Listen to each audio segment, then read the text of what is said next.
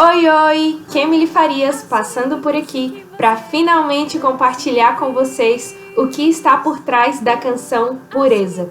E nós vamos começar pelo refrão. Afinal, como o mar e a piscina se relacionam com a Bíblia e o que isso tem a ver com pureza, que é a principal temática da música. Bom, em Efésios capítulo 5, do verso 25 ao 27, diz assim: Maridos, amem suas mulheres, assim como Cristo amou a igreja e entregou-se a si mesmo por ela para santificá-la, tendo-a purificado pelo lavar da água, mediante a palavra, e apresentá-la a si mesmo como igreja gloriosa, sem mancha nem ruga ou coisa semelhante, mas santa e inculpável. Aqui nós vamos focar no verso 25, onde o próprio Cristo se refere à palavra de Deus como a água que tem poder para nos purificar. E é por isso que na música Pureza eu falo sobre água também me referindo à palavra de Deus. Mas eu falo sobre dois tipos de água, a água do mar e a água da piscina. A água do mar e a água da piscina, elas são da mesma fonte, afinal, são águas. Porém, elas apresentam características muito distintas uma das outras. Por exemplo, a água do mar, ela é profunda. Você não consegue determinar o limite da água do mar. E por mais que você saiba nadar, por mais que você seja até mesmo um grande surfista, pode ser que você fique em uma situação onde você não consegue ter controle sobre as águas. E na verdade é as águas que vão te conduzir. Isso no mar. Lembrando que a água do mar também é salgada. Lá o sal tem sabor. Já a piscina, que também é água, mas é uma água colocada sobre limitações, sabe? E é uma água alterada, colocam cloro nela, e é uma água que não tem sabor, é uma água sem sal. E quando nós olhamos a Bíblia, Mateus capítulo 5, verso 13, diz assim: Vocês são o sal da terra, mas se o sal perder o seu sabor, como restaurá-lo? Não servirá para nada, exceto para ser jogado fora e pisado pelos homens. Ou seja, o que nós podemos entender aqui é que quando nós vamos na profundidade da palavra de Deus, assim como no mar, onde as águas são profundas e a água salgada, é na profundidade onde o sal tem sabor. E Jesus fala que nós somos o sal da terra, mas se esse sal perde o sabor, ele vira pó e só serve para ser pisado pelos homens. Ou seja, quando nós pegamos a palavra de Deus e tentamos distorcer e tentamos limitá-la segundo a nossa visão, ela perde o sabor, ela deixa de salgar e ela deixa de fazer a diferença e não serve para nada, a não ser para ser jogado fora. Há alguns anos atrás eu tive um sonho e nós sabemos que Deus fala conosco através dos sonhos, a gente vê vários exemplos assim na Bíblia. E nesse sonho que eu tive, eu vi um prédio que estava pegando fogo e ele estava se destruindo, sabe? Ele estava caindo de cima para baixo. Só que nesse prédio tinha um espaço com piscina, era tipo um espaço de lazer e tinha uma piscina onde muitas pessoas estavam se divertindo lá. Só que quando o prédio ia pegando fogo, ele ia caindo, se as pessoas continuassem naquele lugar na piscina, os destroços do prédio iam engolir essas pessoas. Só que tinha um porém, essa piscina, ela era de vidro. E ela ficava de frente para o mar, de frente para o oceano, sabe? Ou seja, era como se essa piscina ela fosse infinita. Ela tinha um limite, mas ela era de vidro e estava de frente para o mar, para o oceano. Então parecia que ela era uma piscina infinita, mas na verdade só era uma piscina com as águas limitadas e uma água que não tinha sabor, que não tinha sal. E daí nesse sonho eu lembro que eu ficava um pouco desesperada, preocupada com essas pessoas. E eu falava, gente, vocês precisam sair dessa piscina porque o prédio está caindo e vocês vão ser engolidos pelos destroços desse prédio. Vocês precisam sair, vocês precisam vir para o mar, vocês precisam vir para as águas profundas. E daí eu lembro que no sonho essas pessoas olhavam para mim e elas ficavam sem entender o que eu estava falando, porque elas diziam assim, mas Kemily, a gente já tá nas águas profundas, a gente já tá no mar, você não tá vendo que a gente já tá no mar? E essas pessoas falavam isso porque elas tinham a falsa sensação de estar em águas profundas, porque elas estavam numa piscina de vidro de frente para o mar, ou seja, parecia realmente que a piscina já era o mar, já eram as águas profundas, mas na verdade não era. E a religiosidade é justamente assim. A religiosidade é como uma caixa de vidro. A gente está nessa caixa de vidro e a gente consegue ver tudo o que está do lado de fora dessa caixa de vidro e parece que na verdade a gente está nessa realidade. Por exemplo, vamos supor que a realidade fora dessa caixa de vidro é maravilhosa, é perfeita, e você nessa caixa de vidro, você pensa, eu já estou vivendo essa realidade, porque é transparente, ou seja, é tudo de aparência, sabe? Mas a verdade é que a pessoa está presa dentro daquela caixa de vidro e ela não está vivendo essa realidade. Mas o fato dela estar nessa caixa de vidro traz a falsa sensação de que ela já está vivendo a plenitude do reino de Deus. E é assim com a religiosidade. Ela nos faz pensar que as aparências, por estarmos vendo a aparência perfeitamente, a gente está vivendo a plenitude do reino de Deus. Mas na verdade nós não estamos, porque nós estamos presos numa caixa de vidro. Nós estamos presos em uma piscina de vidro onde o limite é determinado, onde a água é alterada e não serve para nada, porque o sal já perdeu o seu sabor. E quando eu canto na música falando para Jesus que essas pessoas entendessem que ele é puro e simples e que nele não há misturas, é importante enfatizar o que significa pureza. E pureza significa algo sem misturas. Pureza é uma coisa só. Então, a partir do momento que a gente pega a palavra de Deus, mas a gente começa a alterar, a gente começa a acrescentar, ou a gente começa a tirar coisas, a gente começa a complicar demais ou facilitar demais, então a gente está alterando a palavra e essa palavra está perdendo a pureza. E é por isso que eu canto também que meias verdades prendem mais que as mentiras. E a religiosidade é esse lugar de meias verdades, que a gente está pegando da Bíblia, que é a verdade, mas a gente está misturando com outras coisas, com mentiras, então se torna uma meia verdade. E por que a meia verdade prende mais que as mentiras? Como eu falei a respeito da caixa de vidro, né? Que traz a sensação de que a pessoa está vivendo uma plenitude, mas ela não está. Agora, quando uma pessoa está realmente em uma mentira, ela está presa atrás das grades. E ela vê as grades e ela sabe, cara, eu tô presa. Por mais que exista algo belo lá fora, eu sei que eu não estou vivendo aquilo porque eu tô presa, a pessoa tá vendo as grades. E na mentira, quando a pessoa reconhece que está na mentira, ela sabe que está presa e que ela precisa sair dessa prisão. Agora, nas meias verdades, ela acha que está vivendo uma verdade, mas não está.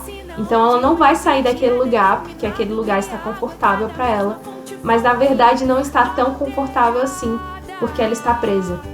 E eu lembro que eu escrevi essa música no momento depois de ler a Bíblia, onde eu fui liberta de algo através da verdade. A Bíblia diz, conhecereis a verdade e a verdade vos libertará.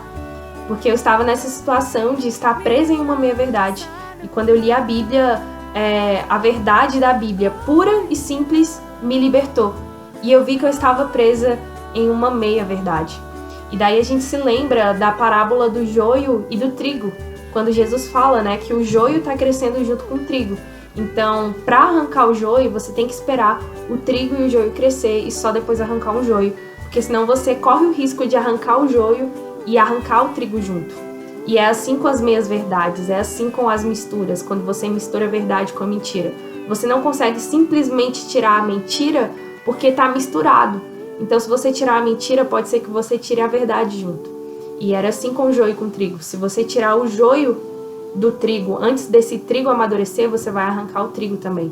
Então, na verdade, Jesus está dizendo que quando nós estamos presos em meias verdades, nós precisamos esperar a verdade alcançar uma certa maturidade, para que a gente consiga retirar a mentira sem tirar a verdade. Porque quando você pega a água e coloca um suco de pozinho e mistura, tem a água, que é uma substância pura, mas tem o suco de pozinho, que é o pozinho da morte. E você já não consegue mais tirar o pozinho da água, você já não consegue mais separar, é muito difícil. Agora, se aqui você tem a água e você tem o pozinho da morte, o suquinho de pó, você sabe, cara, isso aqui é o pozinho da morte, isso aqui é a água.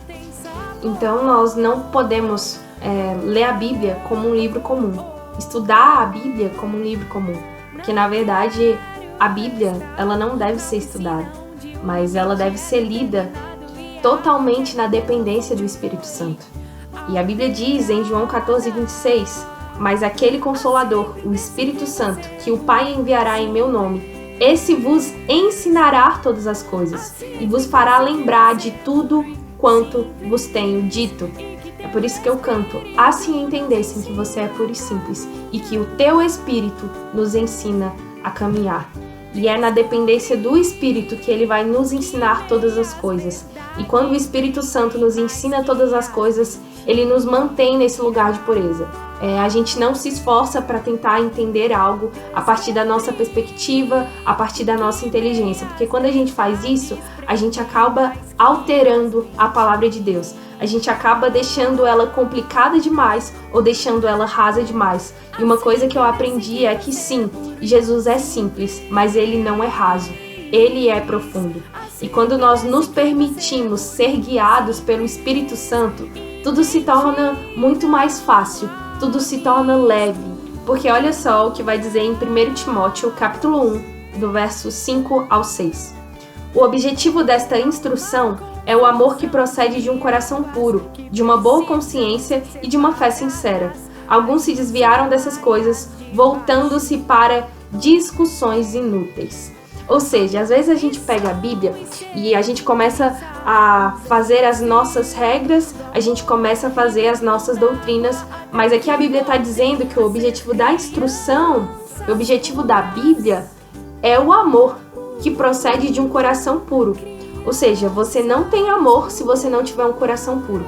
Não existe amor fora da santidade. E quando a Bíblia fala que o objetivo da instrução é o amor, ele também está querendo dizer o objetivo da santidade é o amor.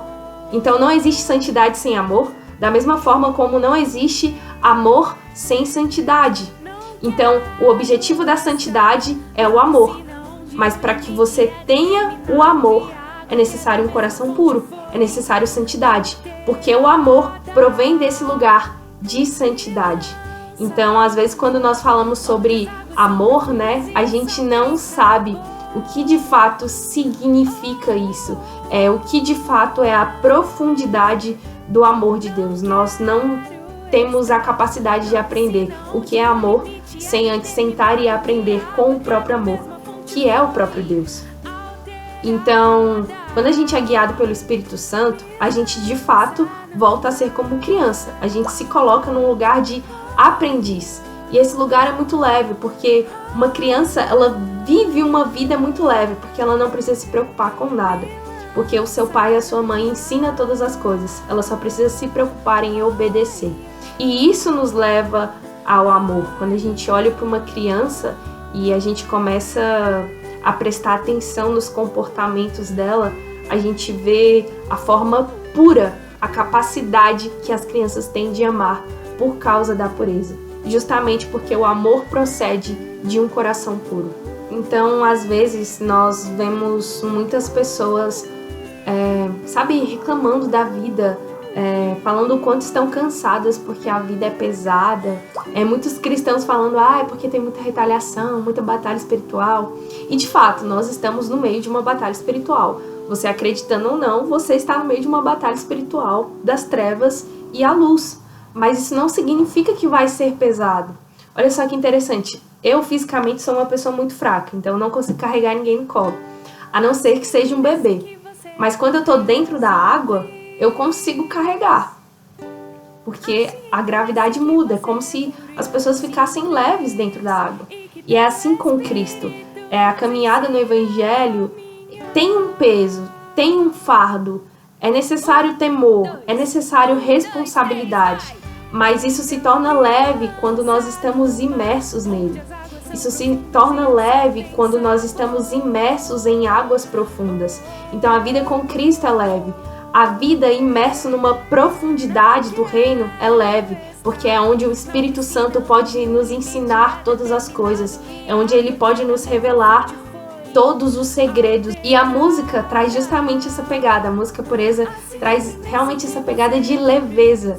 É um clima bem havaiano, bem praiano mesmo, que é para as pessoas entenderem que uma vida sendo conduzida pelo Espírito Santo é uma vida leve.